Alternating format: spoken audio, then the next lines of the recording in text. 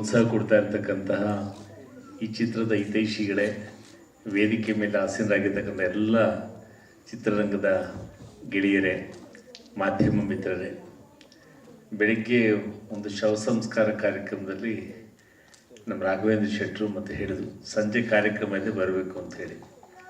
ಹೆಸರೇ ಪಾಠಶಾಲೆಗೆ ಯಾರು ಬಂದಿರ್ತಾರೆ ಅಂದರೆ ಪಾಕಶಾಲೆಯವರು ಬಂದಿದ್ದಾರೆ. ಒಂದು ಕಡೆ ಪಾಕಶಾಲೆ ಪ್ರವೀಣ ಪಾಠಶಾಲೆಯ ಚಿತ್ರವನ್ನು ಟೀಸರ್ ಕಾರ್ಯಕ್ರಮಕ್ಕೆ ಲೋಕಾರ್ಪಣೆ ಟೀಸರ್ ಲೋಕಾರ್ಪಣೆ ಮಾಡೋ ಕಾರ್ಯಕ್ರಮಕ್ಕೆ ಬಂದಿದ್ದಾರೆ. ಭಾಳ ಖುಷಿಯಾಗುತ್ತೆ. ಯಾಕಂದರೆ ನಾನು, ಚಂದ್ರು, ಗೀತಾರವರು ಸಿಹಿ ಕಹಿ ಮುಖೇನ HMK ಮೂರ್ತಿಯವರ ಧಾರಾವಾಹಿ ಪ್ರಪ್ರಥಮವಾಗಿ ಎಂಟ್ರಿ ಆದಂಥವ್ರು. ಕನ್ನಡ ಚಿತ್ರಗಳು ನಿಲ್ಲಬೇಕು, ಗೆಲ್ಲಬೇಕು ಮತ್ತು ಬಂಡವಾಳ ಹಾಕಬೇಕು, ವಾಪಸ್ ಬರಬೇಕು. ನನ್ನ ಕತೆ ನೋಡಿದೆ, ಗೀತಾ ಅವ್ರು ಹೇಳಿದಾಗೆ ತಂಪಾಗಿದೆ ದೃಶ್ಯಗಳು. ಬರೀ ಪಾಠಶಾಲೆ ಮಕ್ಕಳಿಗೆ ಸೀಮಿತವಾಗಿಲ್ಲ, ಅಲ್ಲಿ ಒಂದು ಶಾಲೆ ಅಂದಮೇಲೆ ಸುತ್ತಮುತ್ತ ಶಾಲೆ ಆಡಳಿತ ಮತ್ತೊಂದು ಮಗದೊಂದಲ್ಲಿ ತಕ್ಕಂಥದ್ದೆಲ್ಲ ಇದೆ. ಕಾಸರಗೋಡು ಕನ್ನಡ ಶಾಲೆ ಆದಮೇಲೆ ಈ ಪಾಠಶಾಲೆ ನೋಡ್ತಾ ಇದ್ದೇನೆ. ಮಂಜೂರವರೇ, all the best, good luck. ಯಾಕೆಂದರೆ ಭಾಳ ಇದು ಮಕ್ಕಳ ಚಿತ್ರಣ ಅಥವಾ ಯಾವ್ದು ಗೊತ್ತಿಲ್ಲ ನನಗೆ.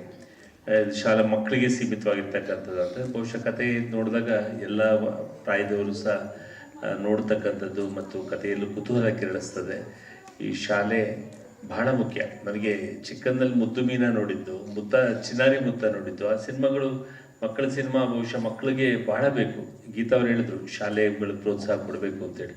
ನಮ್ಮ ಸ್ಕೂಲಲ್ಲಿ ಕರ್ಕೊಂಡು ಹೋಗಿದ್ರು ಮುದ್ದು ಮೀನ ಸಿನಿಮಾ. 45 ವರ್ಷನ ಹಿಂದೆ ಅಂತ, ಅಥವಾ ಒಂದು 45 ಕೊಳ್ಳೇಗಾಲದಲ್ಲ ನೋಡಿದ್ದು. ಆಮೇಲೆ ನಾವು ಪ್ರಸನ್ನ ಥಿಯೇಟರ್ ಇದ್ದಾಗ ನಮ್ಮ ಪೇರೆಂಟ್ಸ್ ಸ್ಕೂಲಿಂದ ಕರ್ಕೊಂಡು ಹೋಗಿದ್ರು. ಈ ಸಿನಿಮಾಗಳು ನಮ್ಮ ಇದೇನಂದರೆ ನಮ್ಮತನ, ನಮ್ಮ ಸಂಸ್ಕೃತಿಯನ್ನು ನೋಡ್ತಾ ಇದೆ. ಪ್ರತಿಯೊಂದು ಸಹ ವಾತಾವರಣ, ನಮ್ಮ ಮಲೆನಾಡಿನ ಸೊಗಡಿದೆ, ಮಲೆನಾಡದ ಅಲ್ಲಿ ಭಾಷೆ ಇದೆ ಮತ್ತು ಒಂಥರ ತುಂಬ ನಾವು ಕುತೂಹಲ ಕೆರಳಿಸಿದೆ. ಖಂಡಿತವಾಗ್ಲೂ ಚಿತ್ರ ಬೇಗ ಬಿಡುಗಡೆ ಆಗಲಿ, ಚಿತ್ರ ಯಶಸ್ವಿ ಕಾಣಲಿ. ಯಾಕೆಂದರೆ ನಾನು ಒಬ್ಬ ಚಿತ್ರ ನಿರ್ಮಾಪಕನಾಗಿ ಟಪೋರಿ, ಶಿವಾನಿ, ಈಗ 2-3 ಸಿನಿಮಾ ರೆಡಿ ಇದೆ ರಿಲೀಸ್ ಆಗಲಿಕ್ಕೆ. ಒಂದು ಡಿಂಕು, ಇನ್ನೊಂದು ನಾಗವಲ್ಲಿ ಬಂಗ್ಲಾ, ಇನ್ನೊಂದು ರಾಮ ಅಂತ ಮಕ್ಕಳ ಸಿನಿಮಾ. ಕನ್ನಡ ಸಿನಿಮಾ ನಿಲ್ಲಿಸೋದು ಮಾಧ್ಯಮದವ್ರ ಕೈಲಿದೆ ಅಂತ ನಾನು ಅಂದ್ಕೊಳ್ತೇನೆ. ಯಾಕಂದರೆ OTT ಪ್ಲ್ಯಾಟ್ಫಾರ್ಮ್ ಆಗಲಿ ಮತ್ತೊಂದಾಗಲಿ ಈ ಸಿನಿಮಾ ಥಿಯೇಟ್ರವರು ಆಗ್ತಕ್ಕಂಥ ಏನಿವತ್ತು 600-700 ರೂಪಾಯಿ ಒಂದೊಂದು. ಹಬ್ಬ ಬಂದ್ರೆ ಒಂದು ರೇಟು, ಭಾನುವಾರ ಬಂದ್ರೆ ರೇಟು. ಚಿತ್ರರಂಗಕ್ಕೆ ಪ್ರೇಕ್ಷಕರು ಹೇಗೆ ಬರ್ತಾರೆ?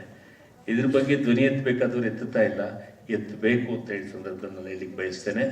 ಬಹುಶಃ ಅಸೆಂಬ್ಲಿ ನಾನು ಎದುರು ಬಿಡ್ತಾ ಇರಲಿಲ್ಲ. ಹೆಂಗೆ ತಮಿಳ್ನಾಡಲ್ಲಿ ಇದೆಯೋ, ಕೇರಳಲ್ಲಿ ಇದೆಯೋ, ಅದೇ ರೀತಿ ನಮ್ಮ ಕರ್ನಾಟಕದ ರೇಟ್ ನಿಲ್ಲಿಸ್ಬೇಕು. ಇಲ್ಲ ಸಾಮಾನ್ಯ ಜನ ಒಂದು 5 ಜನ ಹೋಗ್ಬಿಟ್ರೆ ಮುಗೀತು, 3000 ರೂಪಾಯಿ ಪಾಪ್ಕಾರ್ನ್ ತಗೊಂಡ್ರೆ ಮುಗೀತು. ಸೊ ಇವೆಲ್ಲವೂ ಸಹ ಮುಖ್ಯ. ಈ ಪಾಠಶಾಲೆ ನಿಜವಾಗ್ಲೂ ಒಂದು ಒಳ್ಳೆಯ ಚಿತ್ರವಾಗೋದ್ರಲ್ಲಿ ಎಲ್ಲ ಲಕ್ಷಣಗಳು ಇವೆ. ಆಲ್ ದ ಬೆಸ್ಟ್ ಕಲಾವಿದರಿಗೆ, ಮಕ್ಕಳಿಗೆ ಮತ್ತು ಈ ಸುಮಾರು ಜನ ಪ್ರೊಡ್ಯೂಸರ್ಸ್ ನಿಜವಾಗ್ಲೂ ಆ ರೀತಿಯ ಕೋಆಪರೇಟಿವ್ ಮೂಮೆಂಟಲ್ಲೇ ಇವತ್ತು ಮಾಡಬೇಕು. ಯಾಕಂದರೆ ನನ್ನ ಅಣ್ಣ ಇವತ್ತಿಲ್ಲ, ಒಂದು ಜಮೀನು ತೋಟ ಮಾರಿಬಿಟ್ಟು ಶಿವಾನಿ ಸಿನಿಮಾ ತೆಗೆದ್ರು. ಟಪೋರಿ ಸಿನಿಮಾ ನನ್ನ ತಮ್ಮ ಇನ್ನೊಬ್ಬ ಇಲ್ಲ, ರವಿ ಇಲ್ಲ, ಅದೆಷ್ಟು ಖರ್ಚು ಮಾಡಿದ್ರು ಅಂತ ಗೊತ್ತು. 20% ರಿಲೀಸ್ ತಗೊಳಕ್ಕಾಗಲಿಲ್ಲ. ಅಂಥದ್ರಲ್ಲಿ ಕೋಆಪರೇಟಿವ್ ಮೂವ್ಮೆಂಟಲ್ಲಿ ಮಾಡಿದಾಗ ಭಾರ ಕಡಿಮೆ ಆಗುತ್ತೆ. ಈಗ 40 ಜನ ಪ್ರೊಡ್ಯೂಸರ್ ಅಂತ ಹೇಳ್ತಾ ಇದ್ರು. Nothing wrong. ಕೋಆಪರೇಟಿವ್ ಮೂವ್ಮೆಂಟಲ್ಲಿ ಮಾಡಿ ಸಿನಿಮಾನ ಯಶಸ್ಸು ಮಾಡಲಿ. ಎಲ್ಲ ನಿರ್ದೇಶಕರ ಕೈಲಿದೆ ಕಥಾವಸ್ತು ಮತ್ತು ಅದನ್ನು ಹೆಕ್ಕಿ ಅದನ್ನು ಚೆನ್ನಾಗಿ ಲೋಕಾರ್ಪಣೆ ಮತ್ತು ಛಾಯಾಗ್ರಾಹಕರು ಈ ಚಿತ್ರವನ್ನು ಟೀಸರ್ ನೋಡಿದಾಗ ಎಲ್ಲರೂ ಕಡೆ ಕುತೂಹಲ ಕೇಳುತ್ತೆ. ಮತ್ತೊಮ್ಮೆ ನಿಮ್ಮೆಲ್ಲರಿಗೂ ಆಲ್ ದ ಬೆಸ್ಟ್ ಅಂತ ಹೇಳಿ ನಾನು ಮಾತು ವಿರಾಮ ಕೊಡ್ತೇನೆ. ಧನ್ಯವಾದಗಳು. ರವೀಂದ್ರ ಸಿಂಗ್ ಸರ್ ಅವರು ಕೂಡ ಮಾತಾಡಬೇಕು.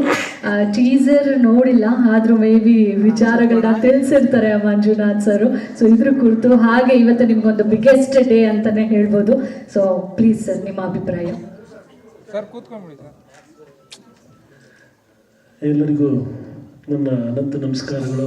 ಮೊದಲನೇದಾಗಿ ನಾನು ವೇದಿಕೆ ಮೇಲಿರೋರಿಗೆ ಹಾಗೂ ನಮ್ಮ ಮಾಧ್ಯಮ ಮಿತ್ರರಿಗೆ ಕ್ಷಮೆ ಕೊಡ್ತೀನಿ. ನಾನು ಇಲ್ಲಿಗೂ ಬಂದಿರೋಂಥ ಎಲ್ಲ ನನ್ನ ಸ್ನೇಹಿತರಿಗೆ.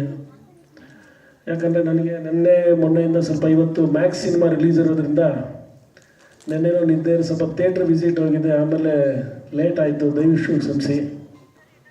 ಮತ್ತು ಇನ್ನೊಂದು ಏನಂದರೆ ಇವತ್ತು ಎಲ್ಲ ಇರೋದ್ರಿಂದ ಈ ಒಂದು ಪಾಠಶಾಲೆ ತಂಡ ಇರ್ಬೋದು, ಶಿವಣ್ಣವರು US ಹೋಗಿದ್ದಾರೆ ಒಂದು ಟ್ರೀಟ್ಮೆಂಟಿಗೋಸ್ಕರ. ದಯವಿಟ್ಟು ಅವರು ಭಾಳ ಬೇಗ ಒಳ್ಳೆ ರೀತಿ ಶೀಘ್ರದಲ್ಲಿ ಗುಣಮುಖರಾಗಿ ಬೆಂಗಳೂರಿಗೆ ಬರಲಿ ಅಂತ ನಾನು ಪ್ರಾರ್ಥನೆ ಮಾಡ್ಕೊತೀನಿ ದೇವರಲ್ಲಿ. ಮೊದಲನೇದಾಗಿ ಪಾಠಶಾಲೆ. ನಾನು ನೆನ್ನೆ ಒಂದು 10-15 ನಿಮಿಷ ಆ್ಯಕ್ಚುಲಿ ನಾನು ಮಂಜೂರ್ ಹತ್ರ ಮಾತಾಡಿದೆ. ಈಗ ಯಾಕಂದರೆ ನಮಗೆಲ್ಲ ಭಾಳ ಹಳೆಯ ಕಲಾವಿದರು, ನಮಗೂ ಸಿನಿಮಾ ಬಂದು ಇಂಡಸ್ಟ್ರಿ 97-98ರಿಂದ ಇಂಡಸ್ಟ್ರಿಯಲ್ಲಿ ಇರೋದ್ರಿಂದ ನಮ್ಮ ಮುಖ್ಯಮಂತ್ರಿ ಸರ್ ಇರ್ಬೋದು, ಮೇಡಮ್ ಅವ್ರು ಇರ್ಬೋದು, ನಮ್ಮ ನಾಗೇಂದ್ರ ಸರ್ ಇರ್ಬೋದು, ಎಲ್ಲ ನಮಗೆ ಭಾಳ ಹಳೆಯ ಒಂದು ಕಲಾವಿದರವರ ಒಂದು ಬೆಂಬಲದಿಂದ ನಾವು ತುಂಬ ಚೆನ್ನಾಗಿ ಸಿನಿಮಾಗಳು ನೋಡಿಕೊಂಡು 98-96ರಿಂದ ಬಂದಿದ್ದೀವಿ. ಮಂಜು ಬಗ್ಗೆ ಹೇಳಲಿಕ್ಕೆ ತುಂಬಾ ಇದೆ. ಯಾಕಂದರೆ ಅವರು ಶಿಸ್ತು ಅನ್ನೋದು ಇದೆಯಲ್ಲ, ಆ ಶಿಸ್ತು ಅವರಿಗೆ ಈ ಒಂದು ಸಿನಿಮಾ 100 ದಿನ ಕರ್ಕೊಂಡು ಹೋಗುತ್ತೆ ಅಂತ ನನಗೊಂದು ನಂಬಿಕೆ ಇದೆ. ಸಿನಿಮಾ ಮಾಡೋದು ದೊಡ್ಡದಲ್ಲ, ಸಿನಿಮಾ ರಿಲೀಸ್ ಮಾಡೋದು ಭಾಳ ಕಷ್ಟ. ಯಾಕಂದರೆ ಇಲ್ಲೆಲ್ಲ ಕೂತಿದ್ದಾರೆ, ಅವ್ರಿಗೆ ಗೊತ್ತಿರೋ ವಿಷಯ. 100 ಜನ, ಇವತ್ತು 1000 ಜನ ಪ್ರೊಡ್ಯೂಸರ್ಗಳು ಪಾಪ ತುಂಬಾ ಇದು ಮಾಡ್ಕೊಂಡು ಹೋಗಿದ್ದಾರೆ. ಯಾರು ಕಷ್ಟದಲ್ಲಿದ್ದು ಇನ್ನೊಂದಿದ್ದು ಸಿನಿಮಾ ಮಾಡೋದು, ಸಿನಿಮಾದಲ್ಲಿ ಎಲ್ಲ ಕರೆಕ್ಟಾಗಿದೆ ಅಂತ ಯಾರು ಹೇಳೋದೇ ಇಲ್ಲ. ಎಲ್ಲೆಲ್ಲಿಂದನೋ ಸಾಲ ಮಾಡಿ ಇನ್ನೊಂದು ಮಾಡಿ ಸಿನಿಮಾ ಮಾಡ್ತಾರೆ ಪಾಪ. ಆದರೆ ಅದು ಗೆಲ್ಲೋದು ಸೋಲೋದು ಅವ್ರ ಹಣೆ ಬರದಲ್ಲಿರುತ್ತೆ. ಬಟ್ ಯಾವುದೇ ಕಾರಣಕ್ಕೂ ಯಾವುದೇ ನಿರ್ಮಾಪಕನಿಗೆ ಅಟ್ಲೀಸ್ಟ್ ಹಾಕಿದ ದುಡ್ಡು ಹಾಕಿದ್ದು ಆ ದುಡ್ಡು ವಾಪಸ್ ಬಂದರೆ ನೆಕ್ಸ್ಟ್ ಸಿನಿಮಾ ಮಾಡೋಕ್ಕೆ ಒಂದು ಪ್ರಯತ್ನ ಇರುತ್ತೆ ಮತ್ತು ಆಸೆನೂ ಇರುತ್ತೆ. ಇದೊಂದು ಸಿನಿಮಾ ಪಾಠಶಾಲೆ ಏನಿದೆಯೋ, ಈ ಸಿನಿಮಾ ಒಂದು 4 ಸಿನಿಮಾ ಆಗೋಷ್ಟು ಸಿನಿಮಾ ದುಡ್ಡು ಮಾಡಲಿ, ಜನಗಳಿಗೊಂದು ಒಳ್ಳೆ ಮೆಸೇಜ್ ಕೊಡಲಿ ಅಂತ ಕೇಳ್ಕೊಳ್ತಾ ನಾನು ಹಾರೈಸ್ತೀನಿ. ಹಾಗೂ ನಿನ್ನೆ ಮಂಜು ಅವ್ರಿಗೊಂದು ಮಾತಾಡಿದೆ. ಯಾಕಂದರೆ ನಮ್ಮದು ಎಂಟೈರ್ ಕರ್ನಾಟಕದಲ್ಲಿ 900 ಸಂಘ ಇದೆ. ನಿಮ್ಮ ಥಿಯೇಟ್ರ್, ನಮ್ಮ ಸಿನಿಮಾ ರಿಲೀಸ್ ಆಗೋ ದಿನ ದಯವಿಟ್ಟು ನನಗೆ ಒಂದು ವಿಷಯ ಹೇಳಿ, ಥಿಯೇಟ್ರ್ ಲಿಸ್ಟ್ ಕೊಡಿ ನನಗೆ.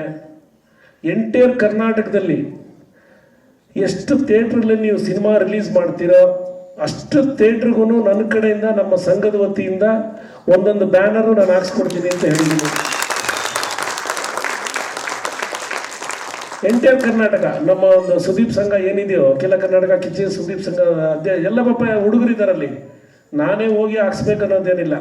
ಸೊ ಹೋಗಿ ಒಂದು ಇನ್ಫಾರ್ಮ್ ಮಾಡಿದ್ರೆ ಒಬ್ಬ ಹುಡುಗ, ನೋಡಪ್ಪ ಈ ಥರ ನಮ್ಮದೊಂದು ಸಿನಿಮಾ, ನಮ್ಮ ಪಾಠಶಾಲೆ ಅಂದ್ಬಿಟ್ಟು ನಮ್ಮ ಮಂಜು ಅವ್ರು ಮಾಡಿರೋದು. ಅದಕ್ಕಿಂತ ಮುಖ್ಯವಾಗಿ ನಮ್ಮದೊಂದು ಒಳ್ಳೆ ಒಂದು ಸಿನಿಮಾ, ಇದಕ್ಕೊಂದು ಬ್ಯಾನರ್ ಹಾಕ್ರಪ್ಪ ಅಂತ ಹೇಳಿದ್ರೆ ಅಟ್ಲೀಸ್ಟ್ ಎಲ್ಲ ಇದು ಮಾಡ್ತಾರೆ. ಮತ್ತು ಬೇರೆ ಏನಾದರೂ ಇದ್ದರೆ ರಿಲೀಸ್ಗಾಗಲಿ ಇನ್ನೊಂದು ಏನಾದರೂ ಒಂದು ಇದ್ದರೆ ದಯವಿಟ್ಟು ಮಂಜು ಅವರೇ ನನ್ನ ಕಡೆಯಿಂದ ಏನಾಗಬೇಕು ನಾನು ಹೆಲ್ಪ್ ಮಾಡ್ತೀನಿ ಸರ್ ಹೇಳಿದ್ರು. ಯಾಕಂದರೆ ದೊಡ್ಡವರೆಲ್ಲ ನಿಮಗೆ ಒಂದು ಆಶೀರ್ವಾದ ಇದೆ. ಈ ಆಶೀರ್ವಾದ ನಿಮಗೆ ಕೊನೆಯವರೆಗೂ ಇರುತ್ತೆ, ಬಿಕಾಸ್ ಆಫ್ ನಿಮ್ಮ ಒಳ್ಳೆತನಕ್ಕೆ. ಇನ್ನೂ ನೀವು ದೊಡ್ಡ ಮಟ್ಟದಲ್ಲಿ ಬೆಳೀಲಿ ಅಂತ ದೇವ್ರ ಹತ್ರ ಕೇಳ್ಕೊತೀನಿ. ಜೈ ಹಿಂದ್, ಜೈ ಕರ್ನಾಟಕ ಮಾತು. ಧನ್ಯವಾದಗಳು ಸರ್. ಹಾಗೆ